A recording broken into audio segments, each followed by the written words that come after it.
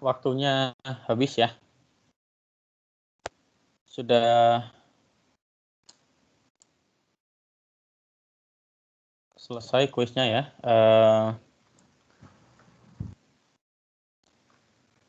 Sekarang kita langsung ke materi saja. Hari ini kita akan belajar tentang bahasa pemrograman. Sudah siap?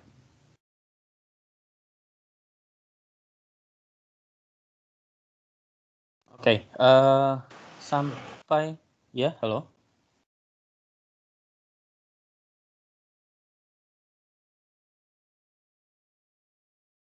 Oke, sampai pertemuan yang kedua kemarin kita sudah belajar tentang notasi flowchart.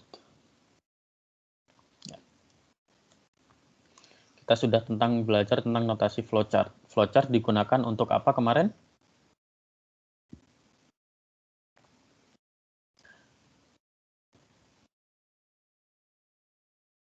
Halo.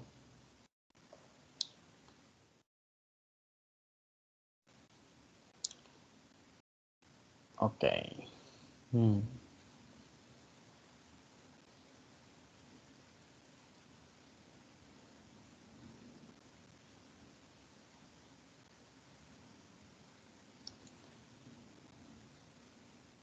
Joraldi,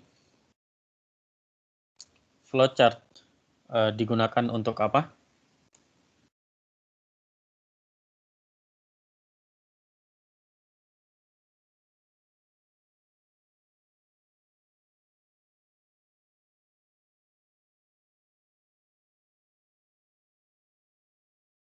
Halo. Ini Joraldi nggak masuk ya?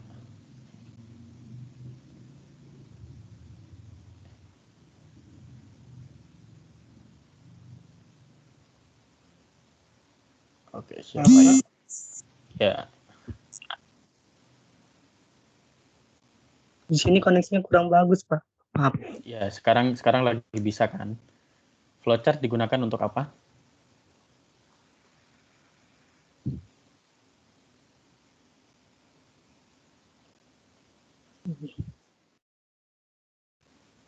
Digunakan untuk?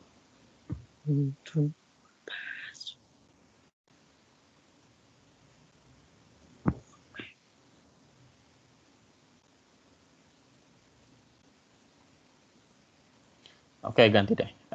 Arliani. Arliani Iya, Pak. Sukma. Ya. Flowchart digunakan untuk apa? Flowchart itu digunakan untuk bentar, Pak. Sebutkan aja, terserah. Sepemahaman Arliani saja. Biasanya untuk menjelaskan suatu proses pemecahan masalah tapi menggunakan diagram gitu, Pak. Oke. Boleh, jawabannya bisa diterima ya.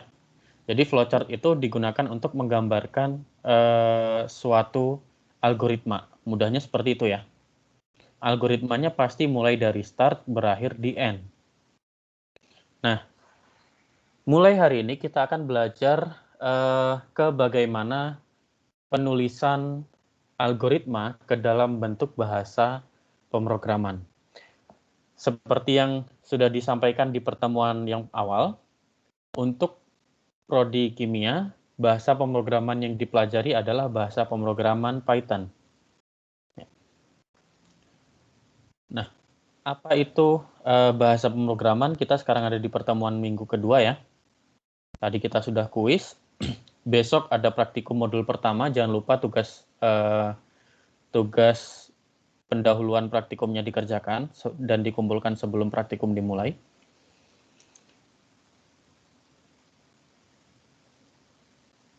Nah, sekarang untuk belajar mengapa kita perlu belajar bahasa pemrograman. Ya. Tujuan kita untuk belajar ini adalah supaya kita tahu apa sih bahasa pemrograman itu, kemudian bagaimana kita memakai bahasa pemrograman itu untuk membuat suatu program.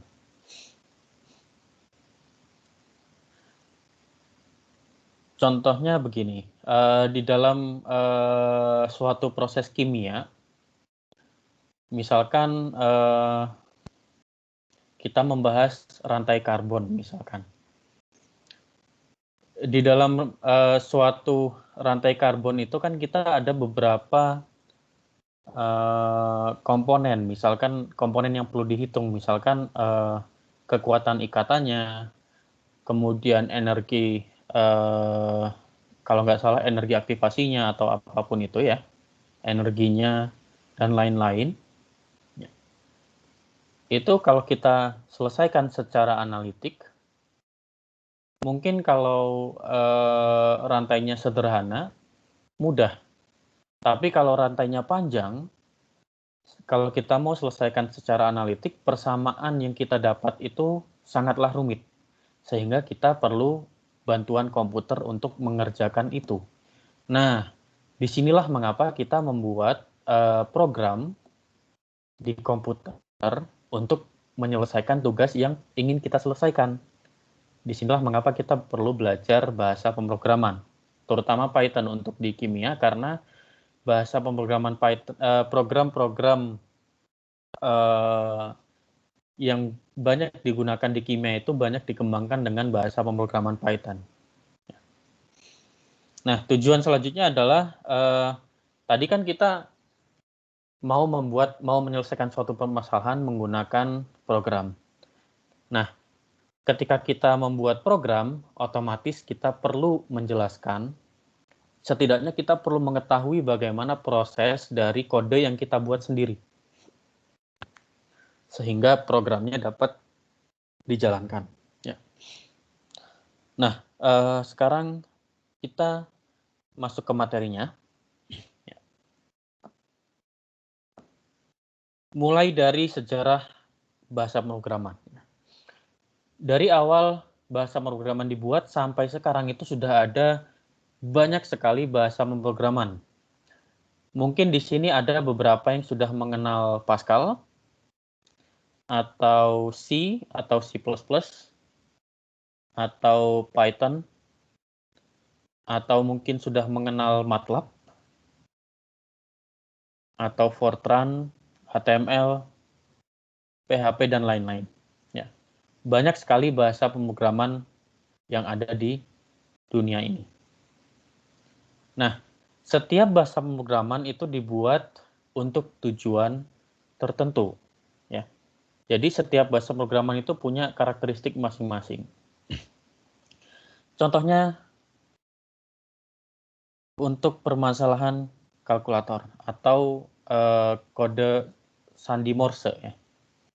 Di sini sudah pernah belajar sandi Morse?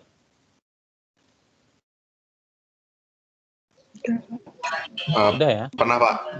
Ya. Iya, Pak.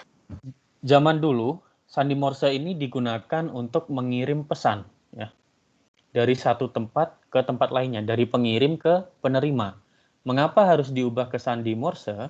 Karena supaya orang yang tidak mengerti, atau dalam hal ini misalkan lawan perangnya, ya, itu tidak bisa membaca pesan yang kita kirimkan. Jadi yang bisa membaca hanya penerima kita, penerima pesan yang kita tuju.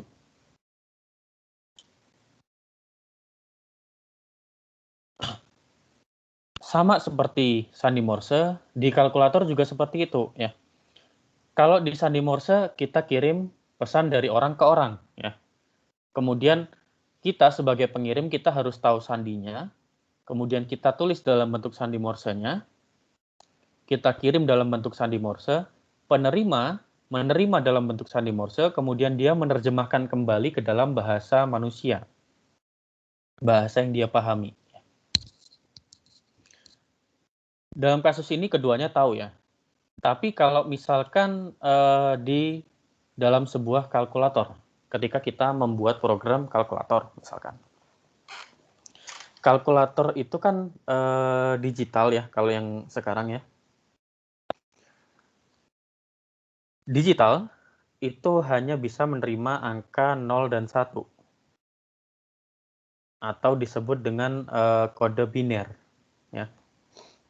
Nah, otomatis ketika kita ingin membuat sebuah kalkulator, kita ingin menghitung sesuatu dengan kalkulator, kalau tidak ada penerjemah, kita harus hafal nih kode untuk, misalkan kode untuk kita mau menghitung 4 tambah 5. Kode untuk angka 4 berapa, kode untuk operasi penjumlahan berapa, kode untuk angka 5 berapa. Kita harus hafal semua itu, kita kirimkan ke kalkulator, baru kalkulator bisa mengerjakan.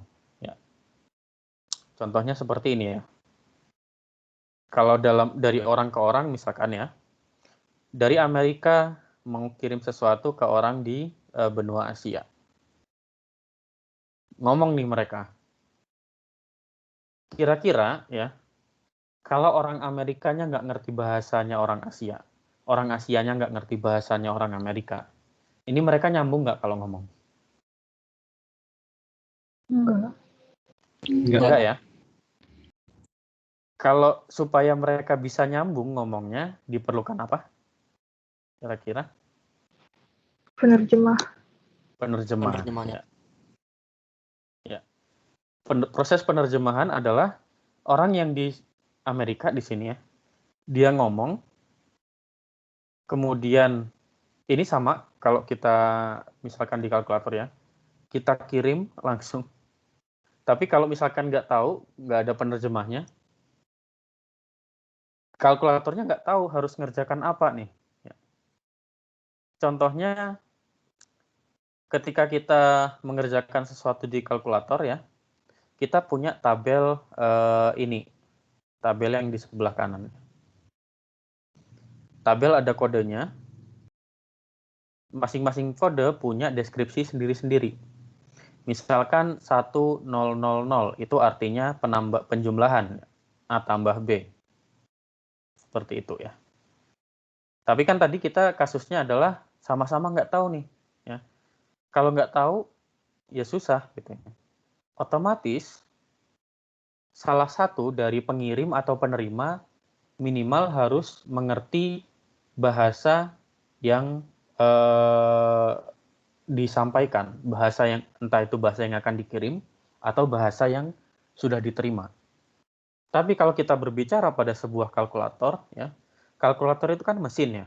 Mesin itu dibuat oleh manusia. Mesin hanya bisa menerima perintah yang dibuat oleh manusia yang membuatnya.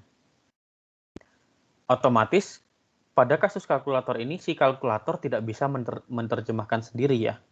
Kita sebagai manusia lah yang harus menerjemahkan. Jadi kalau kita mau kirim 1 tambah 1 berapa, kita harus baca dulu di kode ini. Ya.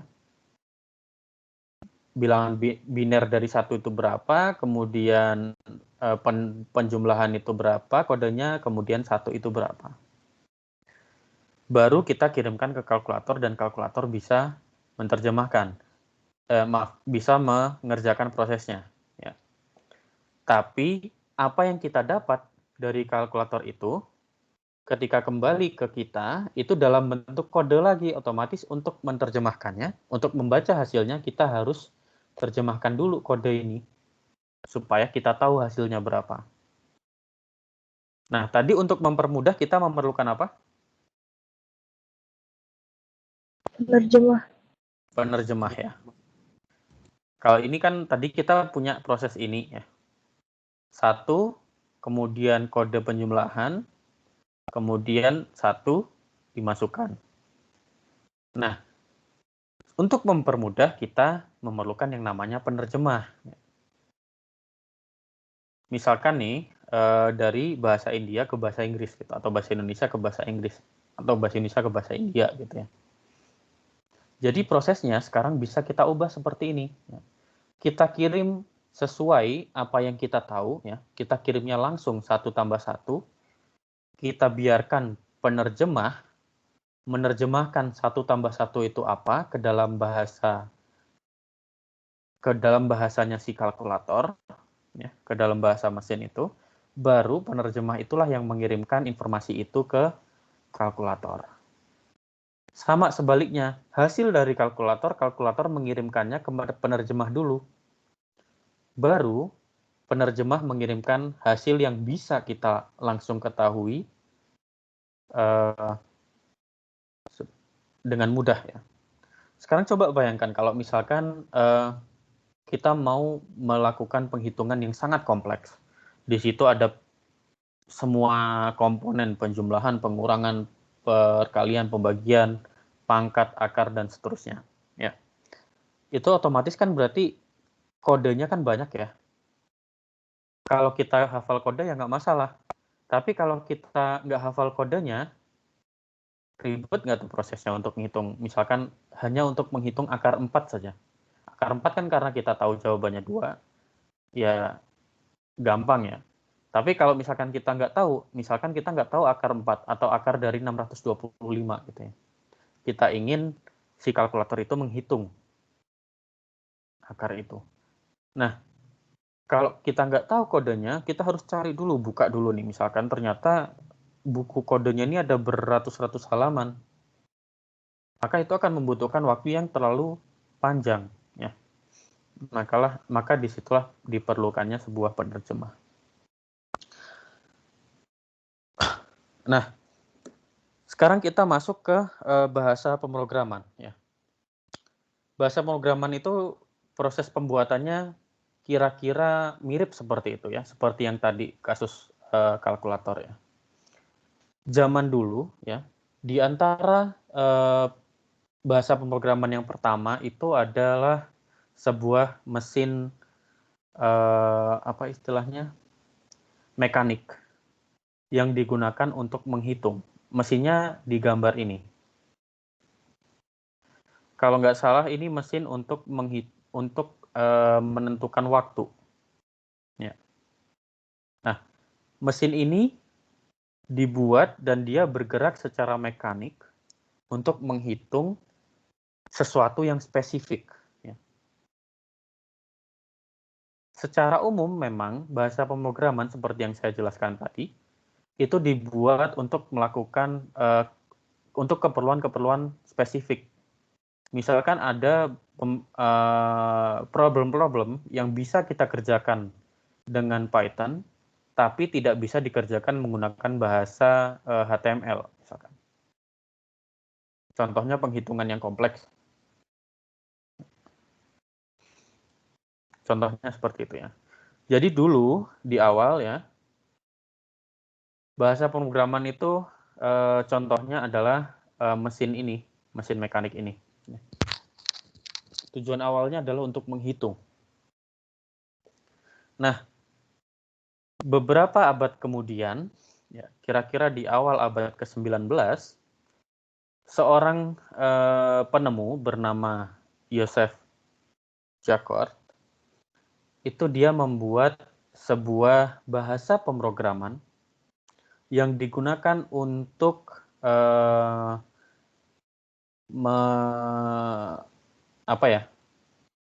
membuat pattern, membuat pola di dalam membuat pola pada kain. Nah, bagaimana cara membuat polanya? Dia menggunakan alat yang namanya Jacquard loom, dan Jacquard loom ini terdiri dari punch card. Nah, punch card ini kalau dilihat di gambar ya, dia terdiri dari ada batangan. Masing-masing batangan itu ada lubangnya, ya, yang berbentuk pola yang ingin dicetak ke bahan tekstil yang kita mau. Ya. Nah, karena waktu itu Pak Yosef ini menggunakan punch card seperti ini, kalau kita membutuhkan pola yang lain, kita cukup mengganti punch card-nya. Ya. Nah, penggantian pola ini yang kita kenal sekarang sebagai sesuatu yang programmable. Kita bisa memprogramkan. Nah, terinspirasi dari Jacquard loom, seorang penemu lagi namanya Charles Babbage itu membuat sebuah komputer, ya, membuat sebuah komputer mekanik yang digunakan untuk menyelesaikan problem-problem matematik secara analitik menggunakan konsep punch card. Ya. Di sini sudah ada program penjumlahan, pengurangan, dan seterusnya. Dulu bentuknya seperti ini. Jadi kalau misalkan kita mau mengganti sesuatu, kita tinggal ganti. Kita tinggal ganti punch card-nya, terus kita tahu nih, oh ini untuk menghitung penjumlahan misalkan. Oh ini untuk pengurangan, oh ini untuk perkalian, dan seterusnya.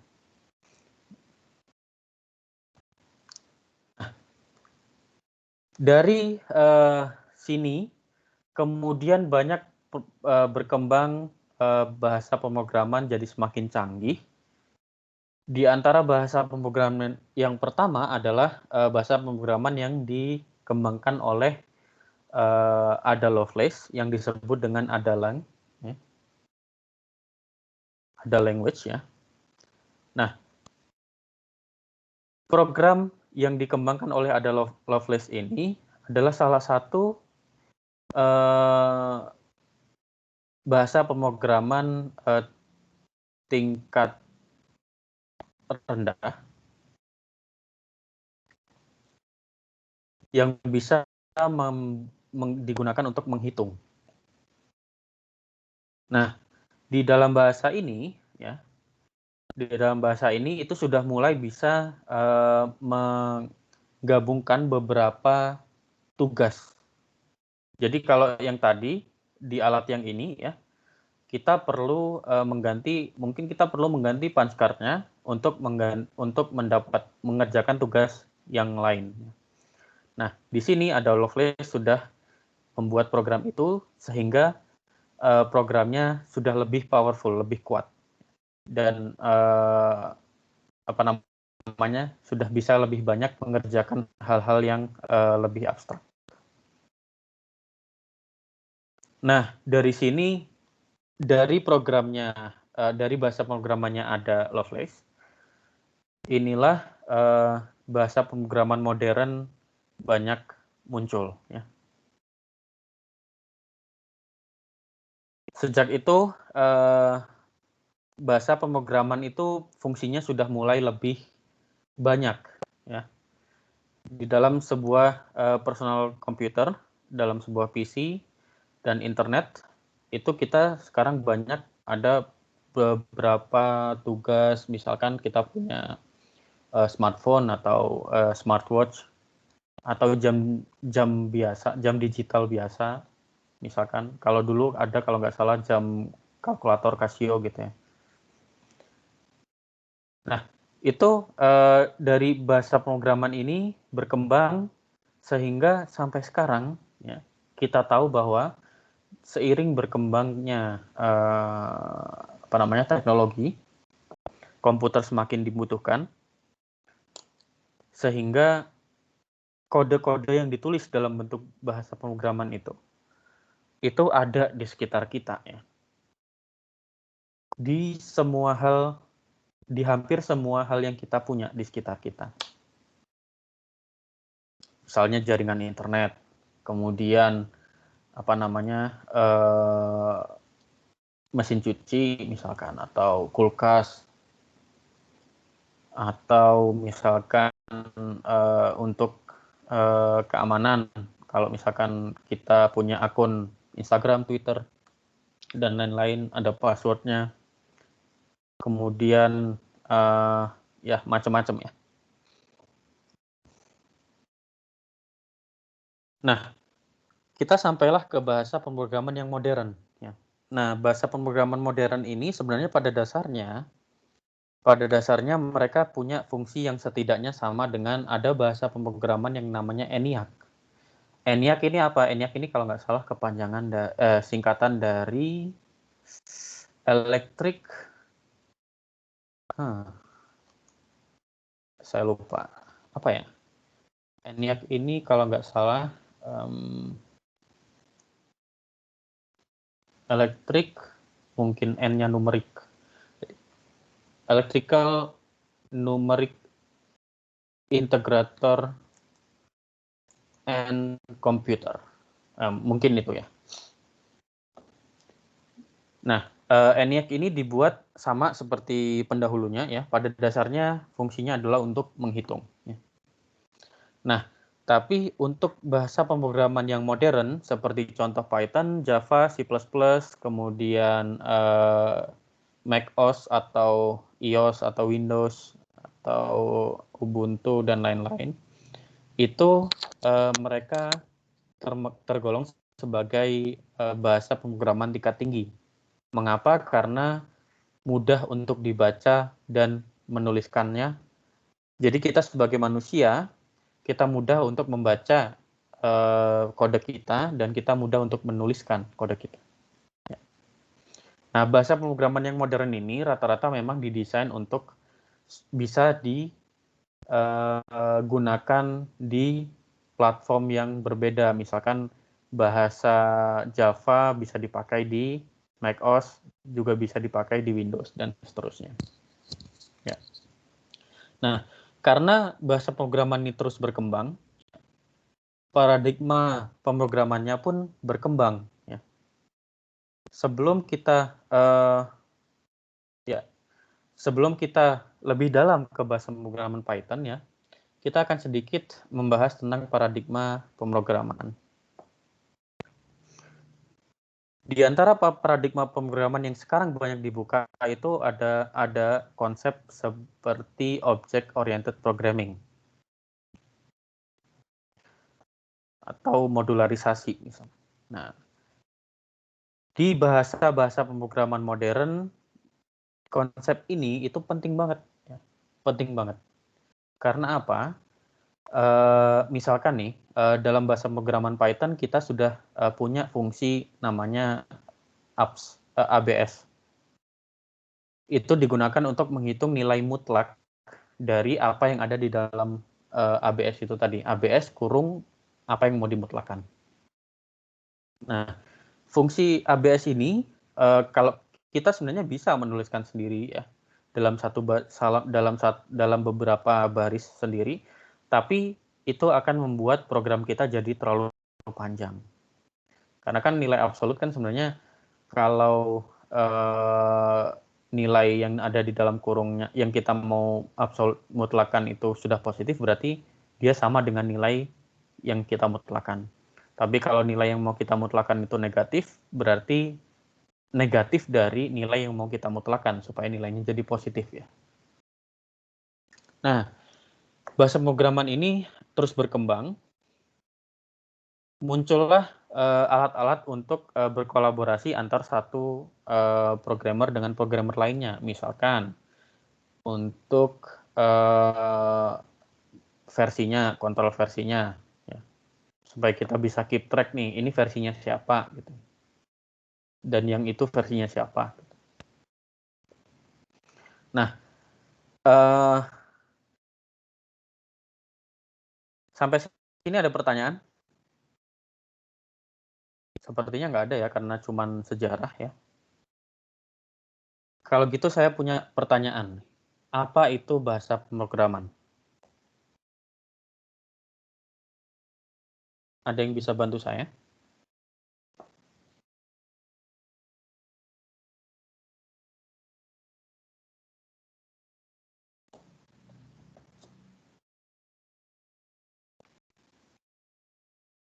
Apa itu bahasa pemrograman? Zidan.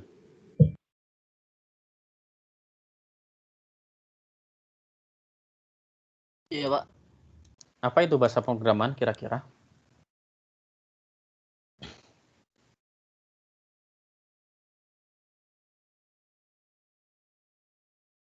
Kira-kira bahasa pemrograman itu apa?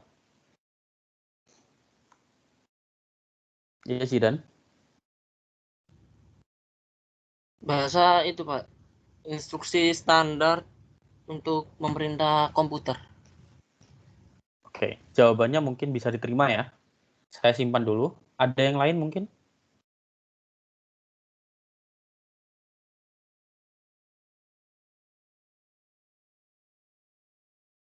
Oke.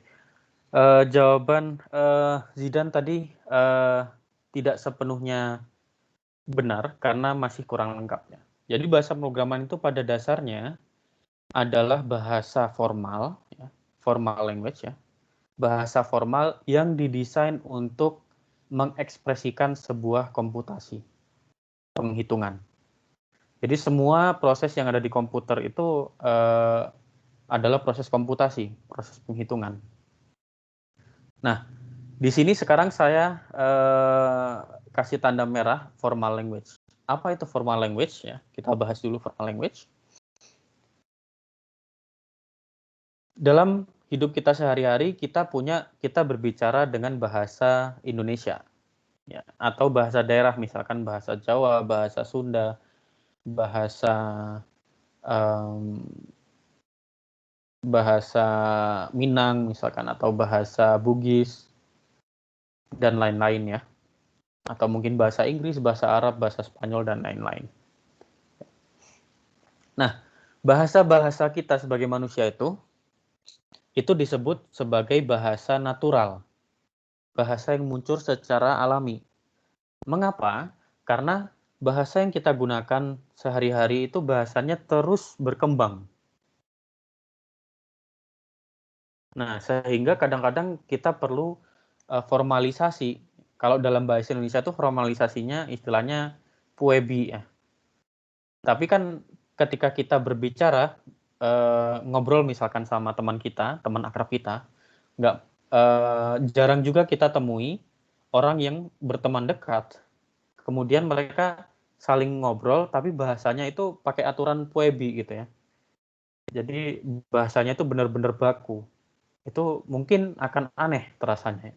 Tapi kalau kita menulis, kalau kita menulis atau kita berbicara dengan orang yang lebih dihormati misalkan, maka kita perlu menggunakan bahasa yang baku. Nah, bahasa natural ini juga memiliki sifat yang namanya ambiguitas dan redundansi.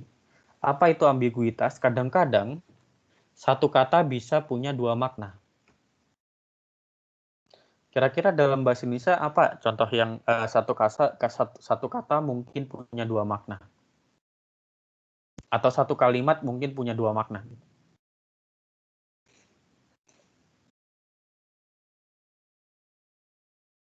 Kira-kira apa? Kalau kata Pak ini apa? Kata bisa. Kan bisa itu bisa jadi bisa ular yang artinya itu racun Ya, dari ular. Atau kalau misalnya saya bisa, berarti saya dapat melakukan satu misalnya. iya. Itu, Pak. Betul sekali ya. Terima kasih tadi Lola ya.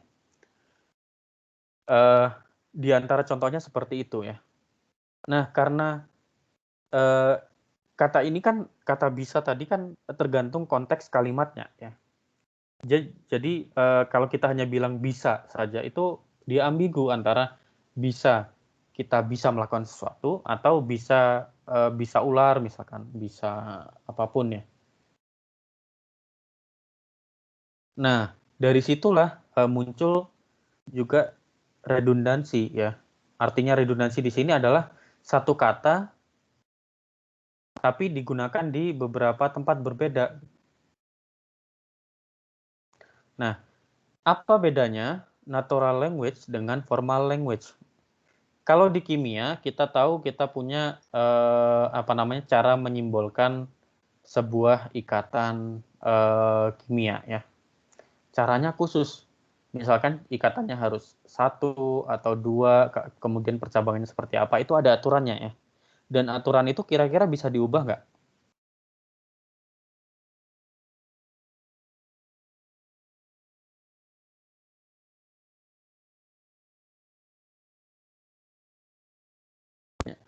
Aturan ini ya, kalau misalkan dari H3C ini saya kasih dua ikatan gini, boleh nggak?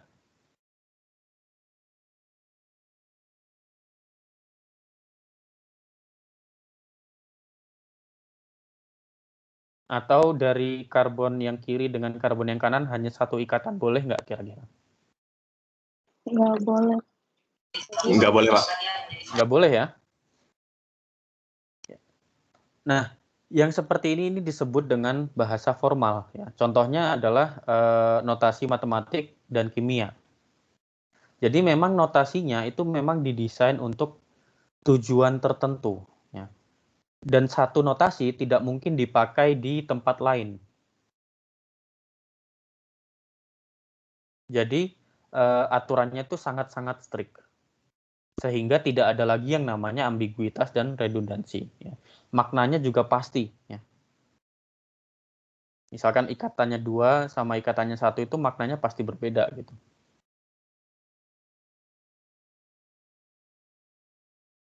Nah, dalam menyusun suatu bahasa pemrograman, kita mengenal istilah yang namanya sintaks dan parsing. Dalam suatu kita berbicara ya. Kalau kita menggunakan bahasa formal, kalau bahasa Indonesia berarti menggunakan aturan bakunya Puebi ya. Itu ada yang namanya sintaks ya. Sintaks itu adalah aturan ini, struktur ini. Misalkan subjek, predikat, objek, keterangan. Sintaks ini kalimatnya. Ya. Nah, ketika kita parsing, maka kita mencoba memahami kalimat dari ini, ya, sintaks ini. Kita jabarkan dulu apakah yang pertama ini, kata yang pertama apakah dia subjek, kemudian yang kedua apakah dia kata kerja, yang ketiga apakah apa gitu ya, dan seterusnya ya. Proses ini yang digunakan secara umum dalam suatu bahasa pemrograman. Nah, kalau kita menggunakan bahasa formal, bahasa Indonesia, boleh nggak misalkan predikatnya kita duluin baru subjek?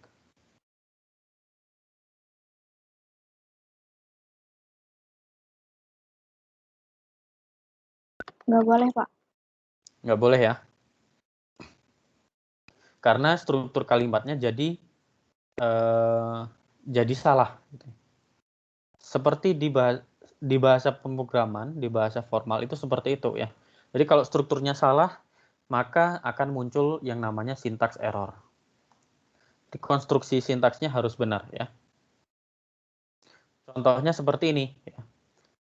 Yang pakai warna merah, yang ada apa namanya tanda pagarnya ini, itu bahasa natural, bahasa kita, bahasa manusia. Nah, yang lainnya adalah bahasa program. Nah, di sini bisa dilihat bahwa bahasa program dia benar-benar terstruktur. Misalkan kita mau membuat sebuah list yang isinya kata-kata, kata hello, kata world, kata I, kata am, kata here, kata where, kata are, kata you. Cara penulisannya seperti ini. Kalau misalkan cara penulisannya nggak seperti ini, maka hasilnya, maka sintaksnya akan error. Atau hasilnya salah. Atau misalkan contohnya nih, yang kedua misalkan kita punya sintaks find word sama dengan tanda petik here. Kalau tanda petiknya tidak dipakai, dalam bahasa pemrograman Python ya, ini dalam Python ya. Dalam bahasa pemrograman Python, kalau petiknya tidak dipakai, maka here ini akan dianggap sebagai variabel. Padahal kita mau here itu sebagai sebuah kata atau string. Nanti kita pelajari string itu apa. Nah, ini contohnya mengapa kita perlu membuat sintaks itu yang strukturnya benar. Strukturnya benar berarti kita menggunakan bahasa formal. Nah, kalau kita menggunakan bahasa formal, kalau dalam Python berarti kita menggunakan bahasa formal yang dikenali oleh Python, maka Python akan bisa menerjemahkan apa yang kita mau. Tapi kalau bahasanya tidak sesuai struktur yang diterima oleh Python, maka compilernya nggak akan tahu kita maunya apa. Kemudian sedikit tentang ambiguitas dan redundansi. Ya.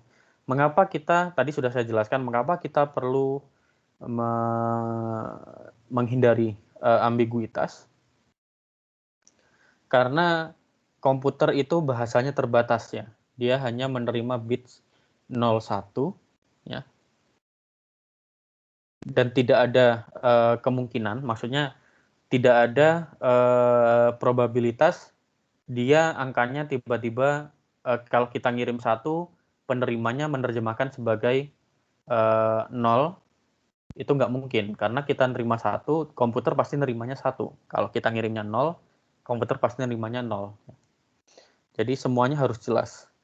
Nah, mengapa juga kita perlu menghindari yang namanya redundansi supaya programnya efisien.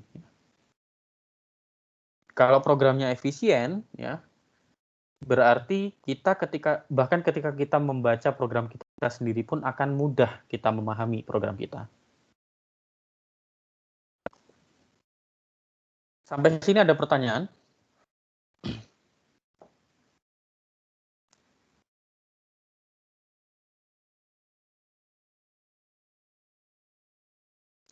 Oke, kalau tidak ada, yang kedua, oke, ya, silakan. Ini latihannya pakai aplikasi apa ya? Latihannya nanti saya kasih tahu. Ya. Kalau di akhir waktu ini ada kesempatan, ada waktu sisa, nanti akan saya jelaskan cara-cara untuk menyiapkan Python, menginstal Python dan menggunakannya.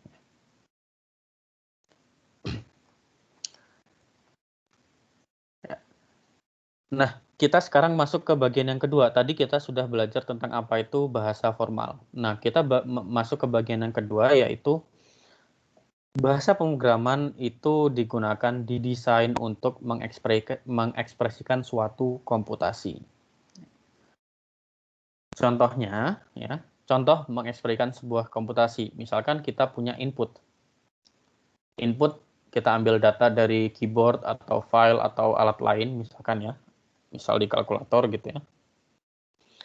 Input misalkan, inputnya A tambah B. Maka kita punya proses matematika di situ, yaitu proses A tambah B. Kemudian kita punya output.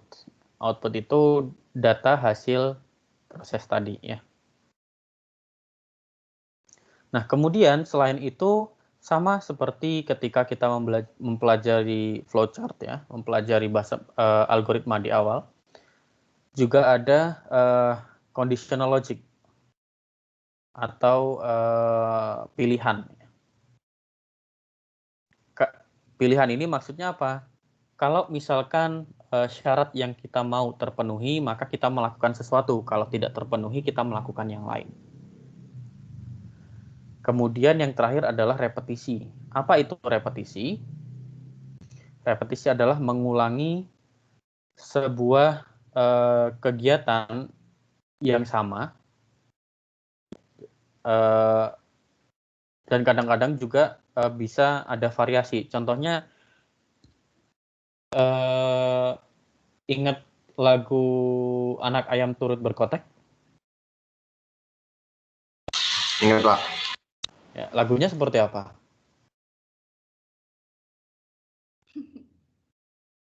Berani? Yang tekotek-kotek tuh kan, Pak? Iya. Gimana lagunya?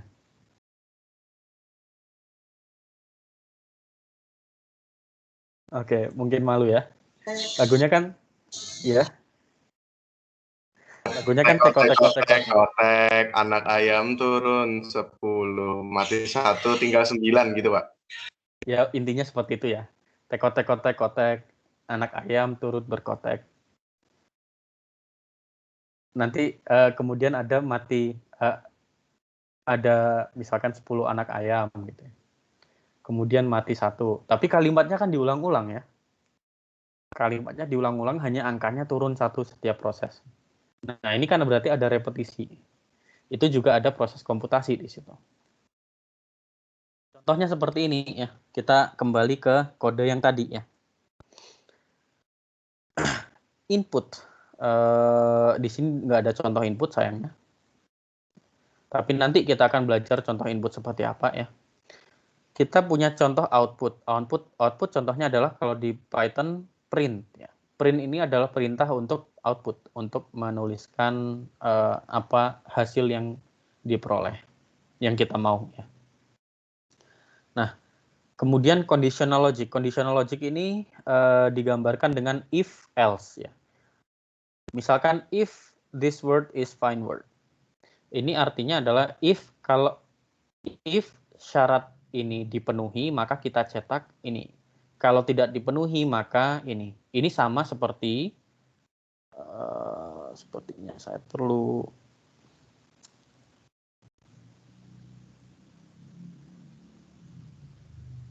sama seperti ini ya. Kita punya proses ya. Kita cek di sini apakah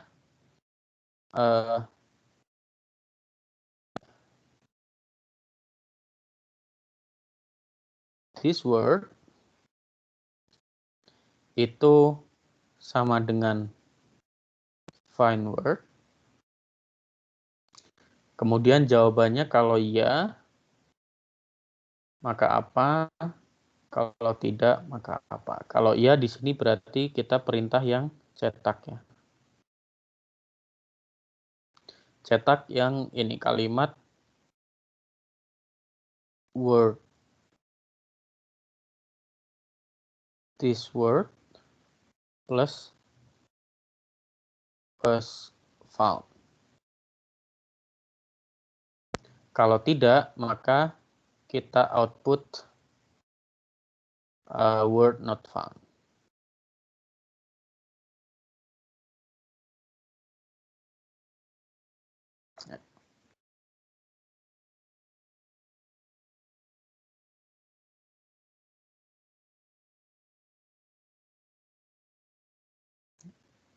Ini conditional logic ya.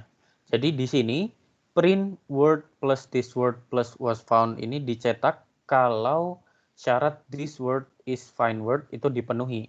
Berarti nilai kebenarannya adalah benar. Tapi kalau ternyata dia salah, maka kita tulis yang lain.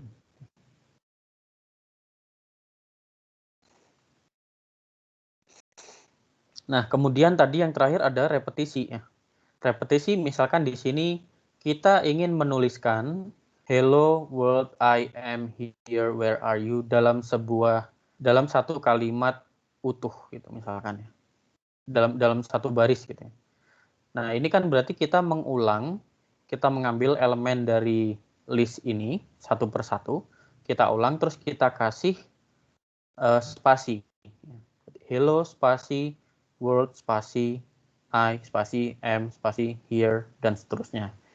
Itu proses yang diulang-ulang, itu namanya repetisi. Kalau dalam Python salah satunya kita bisa menggunakan for loop. Nanti ada lagi yang namanya while loop.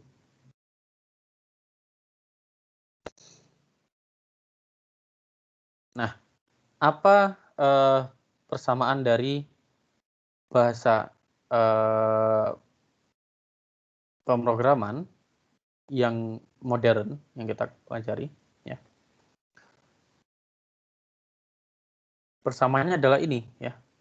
Bahasa pemrograman yang kita nanti akan pelajari dia bahasa pemrograman modern ya. Dia dikategorikan sebagai bahasa pemrograman tingkat tinggi. Nah, mengapa disebut sebagai bahasa pemrograman tingkat tinggi? Karena dia bahasanya mudah dipahami oleh manusia. Jadi pada intinya, semakin tinggi tingkatannya, semakin mudah dipahami oleh manusia. Semakin rendah tingkatannya, semakin mudah dipahami oleh komputer. Nah, apa itu bahasa pemrograman tingkat rendah? Bahasa pemrograman tingkat rendah itu sintaksnya benar-benar spesifik ke bahasa mesin ya. Jadi benar-benar seperti bahasa assembly atau bahasa yang biner ya, yang angka ini.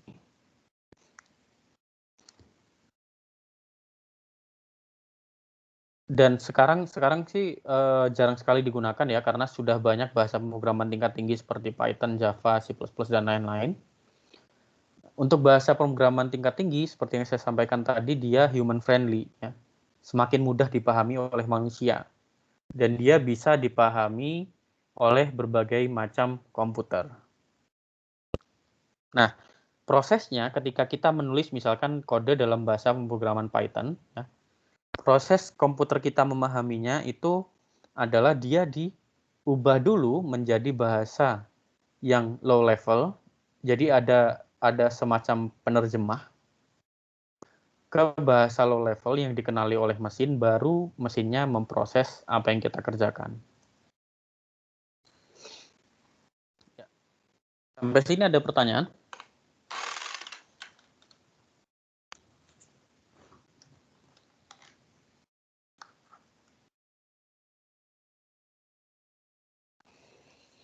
Oke, kalau nggak ada, dalam sebuah bahasa pemrograman, terutama bahasa pemrograman tingkat tinggi, ketika kita menulis kode, itu ada yang namanya interpretasi dan kompilasi. Ya.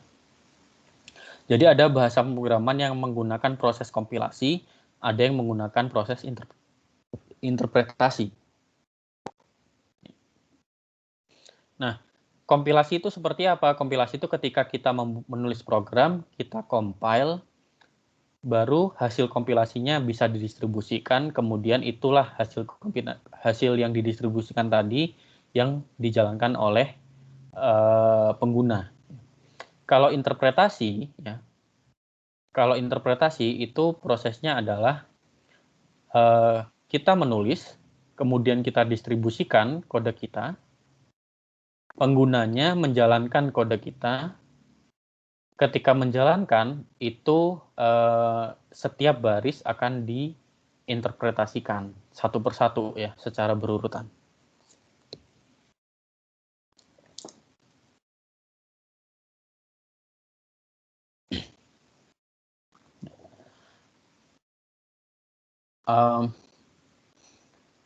Jadi prosesnya kalau interpretasi baca per baris, ya. Baca satu baris, kemudian di parsing, ya. Dibaca strukturnya. Kalau strukturnya benar, baru kita melakukan komputasi, kemudian kita ke baris selanjutnya. Tapi kalau kompilasi, semua kodenya itu di-compile dulu, ya, dijadikan sesuatu yang executable, sesuatu yang bisa dijalankan langsung, baru digunakan. Walaupun waktu executable-nya ini kita jalankan, prosesnya tetap jalan satu persatu ya, sesuai baris kodenya. Nah, dalam membuat ini akhir materi bagian pertama hari ini. Ya. Dalam membuat sebuah bahasa pemrograman, ya, kita perlu kode kita itu se-efektif dan se-efisien mungkin, agar ketika kita memperbaiki, misalkan ada kesalahan, kita ingin memperbaiki, kita mudah memperbaikinya, atau misalkan kita ingin konsultasi dengan orang lain, dengan programmer lain, orang lain yang membaca kode kita pun itu mudah memahaminya, ya. Dan dalam membuat suatu program, dalam coding itu memang diperlukan banyak sekali latihan. Jadi mungkin nanti pertemuan pekan depan, ya, kita akan banyak latihan. Mulai pertemuan pekan depan, ya. Ini tadi catatannya ya. Kalau kita membuat suatu program itu perlu clarity atau kejelasan, ya. Semua prosesnya harus benar-benar jelas dan simplicity. Kita buat sesimpel mungkin. Mengapa? Karena kadang-kadang kita perlu balik lihat kode kita di kemudian hari, atau misalkan kita kerja sebagai programmer, kemudian kita resign dari perusahaan kita, ada programmer yang baru datang, dia misalkan mau mengembangkan lagi, otomatis supaya dia tidak kerja dari nol, dia harus dengan mudah membaca kode yang kita buat tadi. Bahkan kadang-kadang perintah yang misalkan hanya untuk melakukan penjumlahan yang berulang-ulang atau menghitung nilai faktorial dari suatu bilangan, itu kadang-kadang bisa jadi sangat kompleks. Jadi ya, kita tetap perlu membuat kode kita sesimpel mungkin. Ya. Kemudian penamaannya juga perlu sesuai supaya mudah dikenali. Ya. Misalkan nama variabel ini untuk apa, itu perlu dibuat penamaan yang mudah dikenali. Kemudian kalau bisa berikan komentar dan instruksi, misalkan seperti ini. Ya, di sini kan ada komentar. Ya. Komentar misalkan yang di sini adalah setup an array of words. Berarti di sini kita ingin men-setup di bagian ini adalah untuk mendefinisikan sebuah array dari kata-kata dan seterusnya. Ya. Nanti kita juga akan belajar tentang modularisasi supaya kode kita semakin mudah dipahami. Sampai sini ada pertanyaan? Bapak, Ya. nanya yang praktikum itu untuk tugas pendahuluannya kayak gimana ya, Pak? Tugas pendahuluannya itu kan ada di ini. Sebentar, modul ya.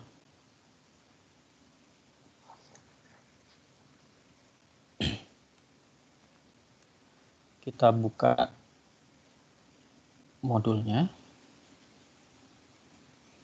Ya, modulnya seperti ini ya. Ada 5 modul. Kemudian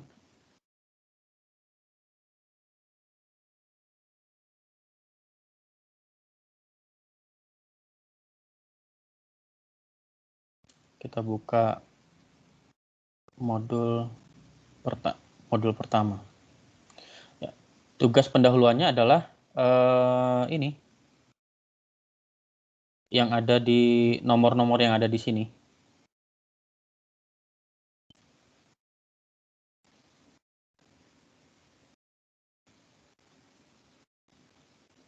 Ya, jadi di sini kan ada soal nomor 1, 2, dan seterusnya. Itu adalah tugas pendahuluan yang perlu kalian kerjakan. Ya. Kemudian dikumpulkan nanti asisten yang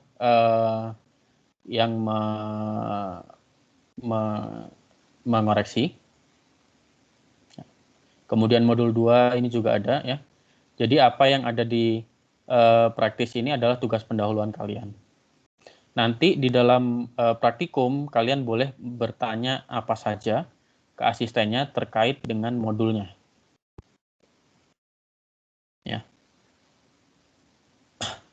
Nah, nanti di praktikum juga si asisten akan memberikan contoh-contoh yang mungkin berbeda dari soal-soal ini.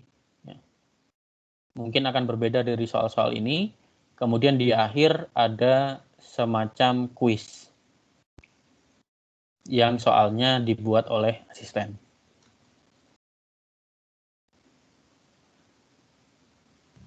Itu pakai Python, Pak, ngerjainnya, Pak? Iya. Instruksinya sudah jelas kok, insya Allah. Kalau untuk lapraknya gimana ya, Pak? Laporan praktikumnya seperti laporan praktikum pada umumnya. Makasih, Pak. Ya. Oke. Sekarang kita masih ada waktu ya. Kalau nggak ada pertanyaan lagi, kita membahas tentang tipe data.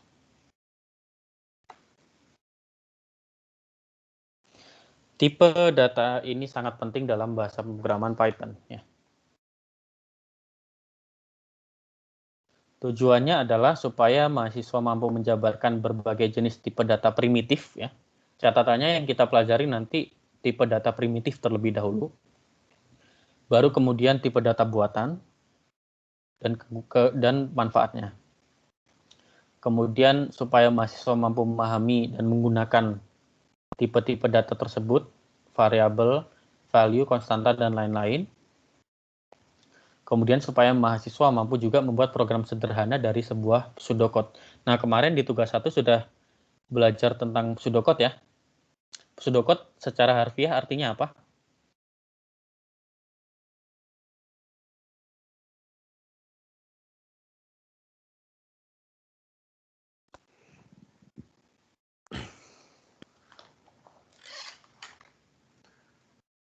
Pseudocode secara harfiah artinya adalah kode semu. Pseudo itu kan semu ya. Jadi secara harfiah artinya kode semu. Mengapa istilahnya namanya pseudocode atau kode semu? Karena ini kode yang memang cara penulisan algoritma yang memang didesain sudah dekat dengan bahasa pemrograman. Jadi kalau misalkan flowchart itu kan kita pakai notasi yang yang jajar genjang, persegi panjang, dan lain-lain ya. Tapi kalau pseudocode kita pakai tulisan.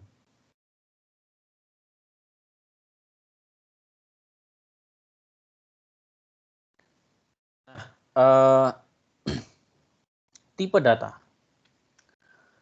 Setiap data itu punya jenis yang berbeda-beda. Misalkan kita punya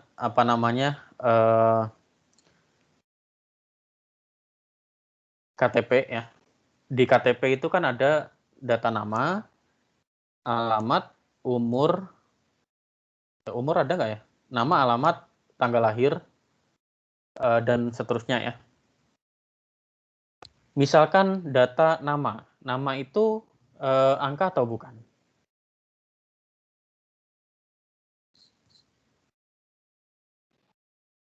Bukan, Pak. Bukan ya. Kira-kira bisa nggak kita ubah nama itu menjadi tipe datanya angka?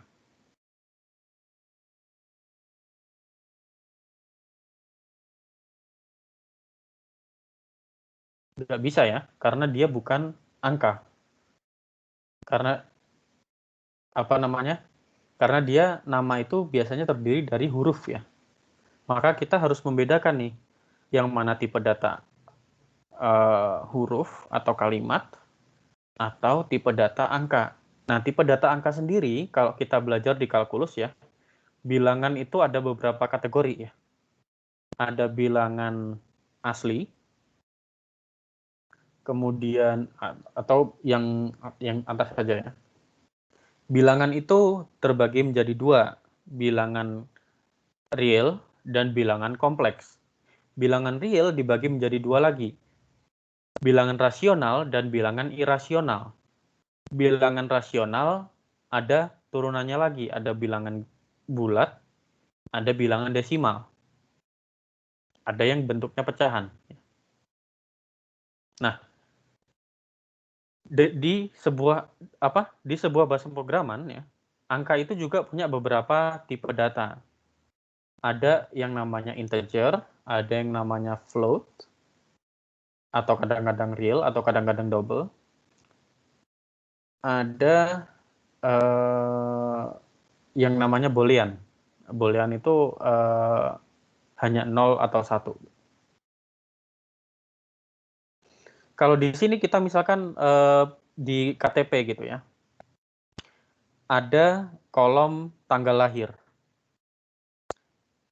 Tanggal lahir ini kira-kira bisa nggak dijumlahkan? Atau misalkan kita dari tanggal lahir ini kita mau cari tahu umur kita. Bisa nggak?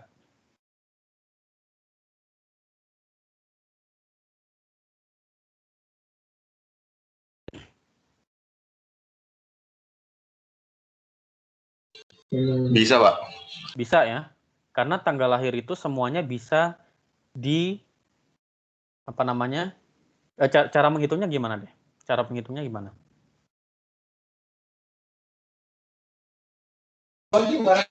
Kan di KTP itu kan terdapat tanggal lahir yang berisi tanggal lahir, tanggal, bulan, dan tahun. Jadi di tanggal, misalnya hari ini, tanggal berapa hari ini? Tanggal 2 Februari 2021 kan Pak, misalnya tanggal lahirnya itu 2 Februari 2001 gitu. Nah, jadi bisa kita kurangin aja Pak, bisa kita kurangin hasilnya itu umurnya itu sekitar 20 tahun Pak, gitu Pak. Ya, jadi seperti itu ya. Jadi kalau misalkan tanggal lahir, karena semuanya bisa direpresentasikan dalam bentuk angka ya, kan kita punya kombinasi tanggal, bulan, tahun yang semuanya bisa direpresentasikan sebagai angka. Maka kita bisa punya operasi penjumlahan. Tapi nggak mungkin kan kita tanggal lahir kemudian ditambahkan nama gitu. Satunya kalimat, terus satunya angka. Kita kan nggak bisa namanya menjumlahkan kalimat yang isinya huruf-huruf dengan angka ya. Itulah mengapa penting kita mengenali sebuah tipe data. Tipe data primitif itu ada Boolean ya. Boolean itu tipe dasar Boolean itu salah satu tipe dasar yang nilainya hanya 0 atau 1. Maksudnya apa? 0 itu mati, 1 itu hidup. Atau 0 itu salah, 1 itu benar. Kemudian integer. Integer ini adalah apa? Kira-kira? Angka Pak, bilangan bulat. Bilangan apa? Bilangan integer itu bilangan bulat. Bilangan bulat. Bulat. Ya. Kemudian real berarti bilangan asli. Bilangan real ya. Real berarti dia bisa bulat, bisa desimal, dan seterusnya. Jadi secara umum semua bilangan bisa direpresentasikan sebagai bilangan real ya.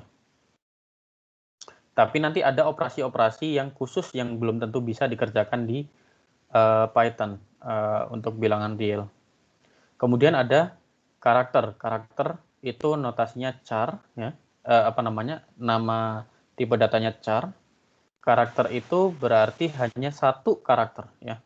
Misalkan kita menulis satu-satu, maka yang dibaca dalam karakter ini yang dibaca hanya yang pertama saja, satu gini dalam bentuk karakter ya. Kalau saya kasih tanda petik ini artinya dia string atau karakter ya. Jadi karakter itu isinya hanya satu saja. Nggak, yang kalau dua gini nggak boleh ya. Ini nggak boleh. Kemudian string itu kalimat.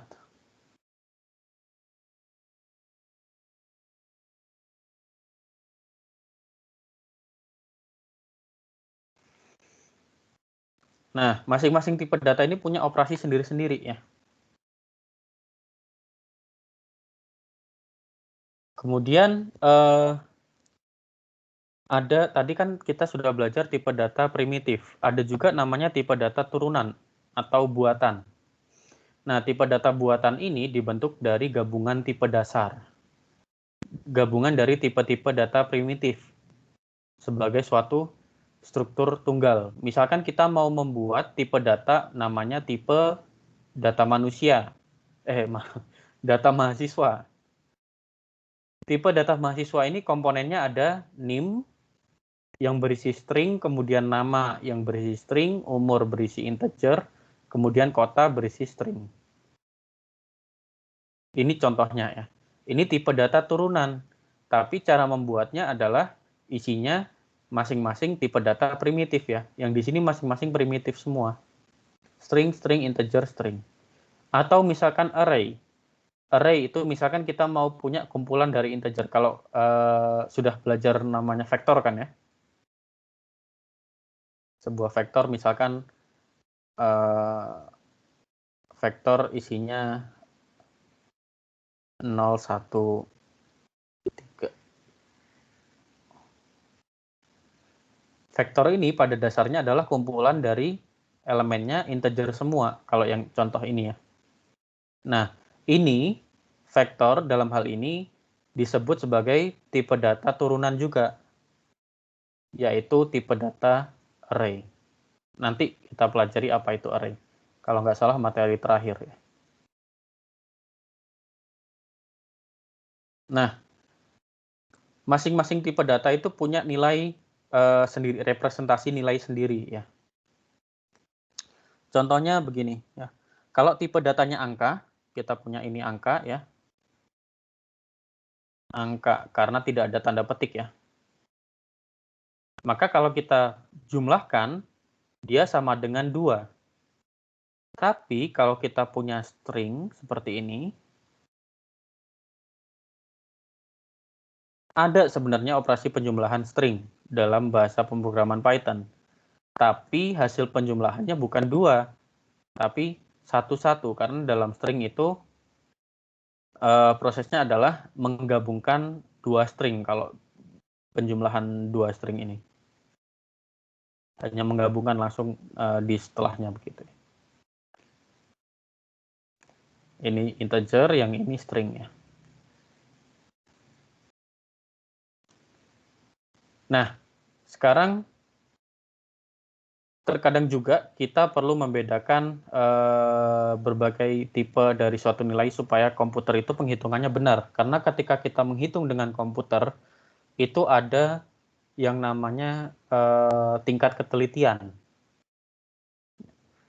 Nah, misalkan yang di atas ini kira-kira apa tipe datanya? Integer. Integer. Kalau yang di bawah?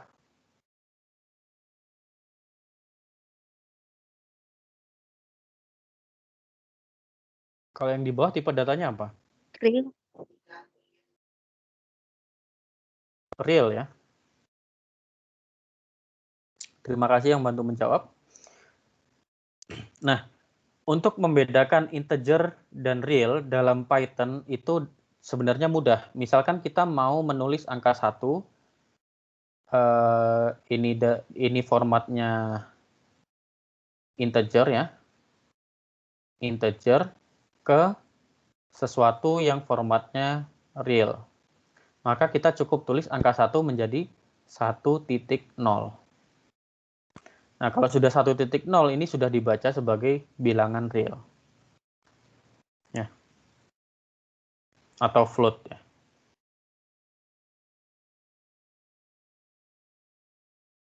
Sampai sini ada pertanyaan?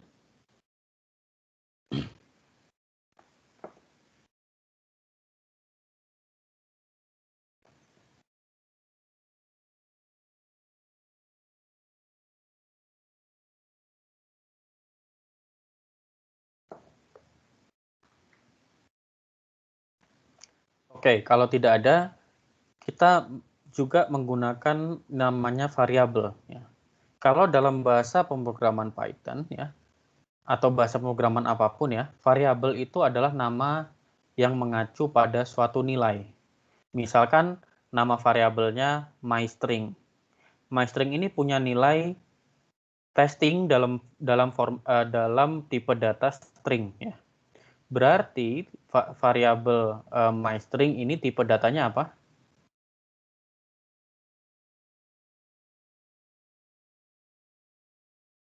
Tipe datanya string juga ya.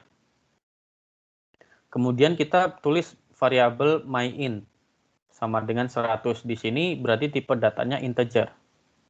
MyFloat sama dengan ini. Tipe datanya float atau real. Nah, mengapa kita terkadang perlu membutuhkan variabel? Karena terkadang kita perlu melakukan sesuatu yang agak kompleks ya. Kita tahu aturannya, tapi kadang-kadang kita juga perlu mengganti nilainya. Ya, misalkan kita punya persamaan Y sama dengan MX plus C, di mana M-nya ini konstan, dan C-nya konstan. Ya.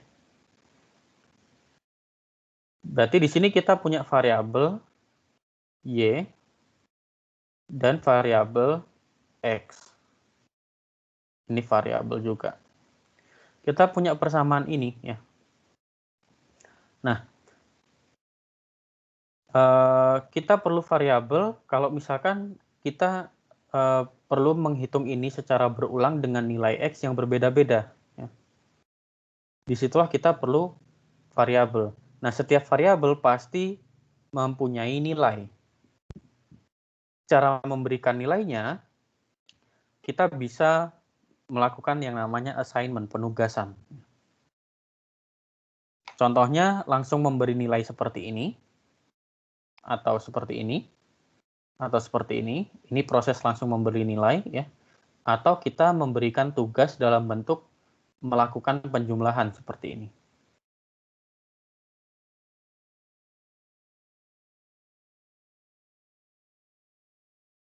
Nah, seperti yang tadi saya katakan, ya, kita kadang perlu mengubah nilai dari variabel yang kita punya untuk mendapatkan hasil yang lain, ya. Maka kita bisa memanfaatkan variabel untuk menampung nilai yang berbeda-beda. Pada dasarnya, variabel ini dalam bahasa pemrograman itu seperti wadah, ya. Kita punya gelas, satu gelas isinya kopi, satu gelas isinya teh.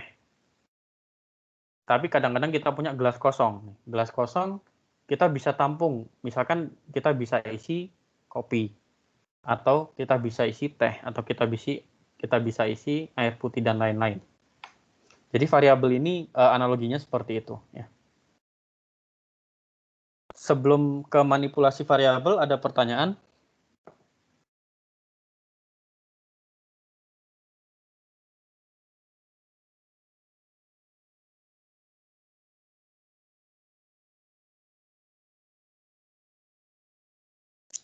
Oke, kalau tidak ada, ini mungkin materi terakhir, ya. Variabel kita bisa manipulasi. Caranya seperti apa? Misalkan di sini, ya, contohnya kita punya variabel namanya myString, kemudian variabel namanya myInt, nilainya 100, kemudian variabel namanya myFloat, nilainya 1,234. Kita mau ubah nih nilainya. Cara mengubahnya sebenarnya bisa seperti ini, kita langsung ganti dengan nilai yang kita mau, atau kita punya aturan tertentu, misalkan myString, kita tambahi di belakangnya spasi 123. Kemudian myInt nilainya naik 1. Ya. myInt berarti sama dengan myInt tambah 1. Ini maksudnya nilai myInt yang lama ditambahkan 1. Ini seperti, yang myString juga seperti itu, ya. Nilai myString yang baru, itu adalah nilai myString yang lama ditambahkan spasi 123 di belakangnya. Kemudian myFloat juga seperti itu. Ya. myFloat yang lama dikurangi 1, misalkan, contohnya. Jadi kalau kita lihat hasil printnya, ya, myString di awal adalah testing, kemudian yang kedua myInt-nya 100, kemudian myFloat-nya 1,234.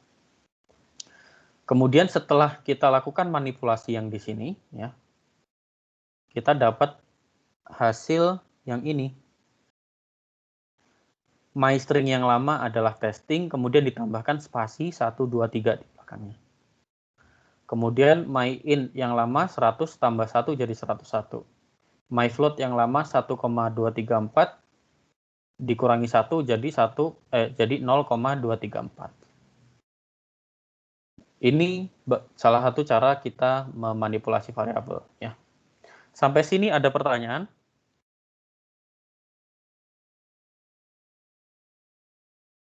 Kalau tidak ada, materinya saya akhiri sampai di sini saja, ya.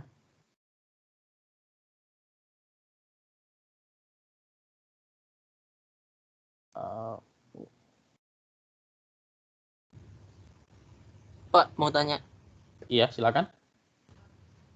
Untuk penginstalan tadi jadi gimana Pak? Kan tadi kata Ya, mau setelah ini. dikasih tahu. Baik Setelah Pak. ini ya. Oke. Untuk materi hari ini saya akhiri dulu, saya tutup dulu. Setelah ini, setelah saya tutup, saya mau memberitahu cara menginstal Python dan perangkat yang dibutuhkan dan software yang dibutuhkan ya. Tapi itu di luar perkuliahan, jadi kalau misalkan mau ikut silakan, kalau tidak apa-apa. Saya tutup dulu perkuliahannya. Terima kasih. Assalamualaikum warahmatullahi wabarakatuh. Selamat siang.